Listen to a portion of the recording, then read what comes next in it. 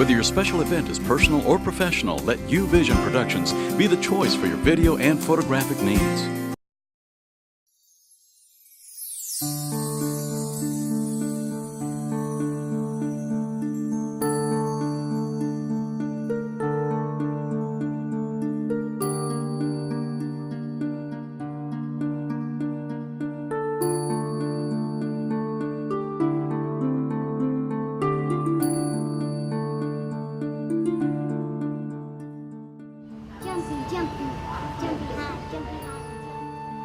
To look at little Zoey Blaylock of Harlingen, you would not guess that just a few months ago, she was driven by ambulance to San Antonio and her parents had no idea what was wrong with her.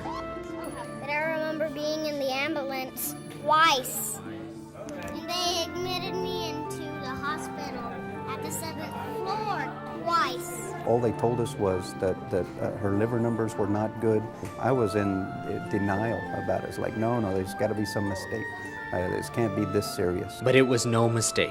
Zoey needed a liver, and quickly. Ammonia and toxins were building in her blood, and other organs were in danger of shutting down. We were along for the ride. We were helpless parents. Now as the family waits in San Antonio, fearful and hopeful that they'll find a liver, here at this intersection in Houston, a horrific tragedy, and two families' lives would change forever. This is 15 Eyewitness News, Houston's news leader. Deadly crash that witnesses say was caused by street racing. Two teens driving along this busy Houston intersection were street racing and T-boned a car, killing the mother, her 14-year-old son, and seriously injuring her 6-year-old daughter. The daughter, Katia Nuno, was declared brain dead the next day, and her father chose to donate her organs.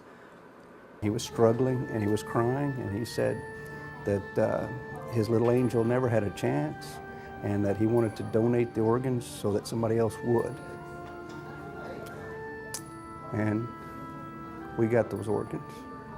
A surgeon with Santa Rosa Children's Hospital flew by helicopter to Houston to see the liver firsthand, and it was a near-perfect match.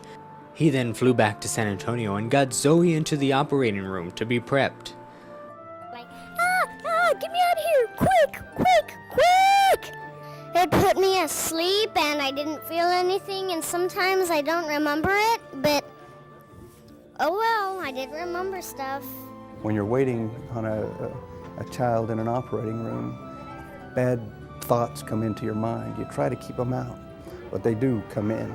He worked until, like I said, early hours of the morning, and when he came down, you could tell he was tired. And he said, look, that transplant could not have gone better. It's perfect. And then he walked off. With Zoey out of surgery and her parents able to relax a little, they wanted to know what happened in Houston and how the liver became available. They found a story on the web and learned for the first time about the horrible accident in Houston. We sat down with a father that lost his wife and 2 children to share with him Zoey's story. The mixed emotions, because she's still gonna live on their bodies forever until who knows when. So I'm grateful. I'm grateful that somebody has a chance. Nearly 8 months after the accident, and it is still tough for Omar to talk about losing half his family. He and his now oldest son go to counseling and meet other people that have been through what they are going through. Omar even goes to the rooms of Christopher and Katia every day and says good morning to them and turns on the lights.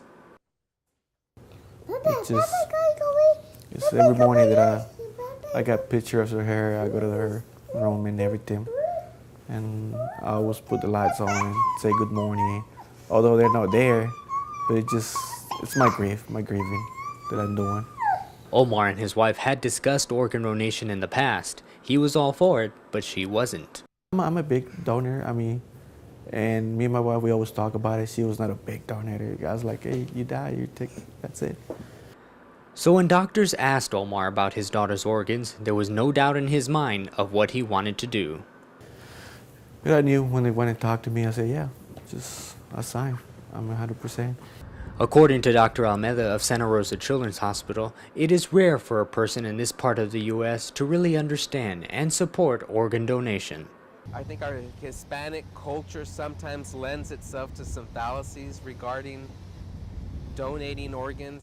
Dr. Almeida is on the board of directors of Transplants for Children and brought our attention to Zoey Blaylock in hopes that her experience will make more people aware of how important and vital organ donation is. Zoey looks great, you know. Zoey should be around forever and ever and ever. And Zoey's message to anyone else that goes through the same thing that she went through. Don't be afraid, it's okay.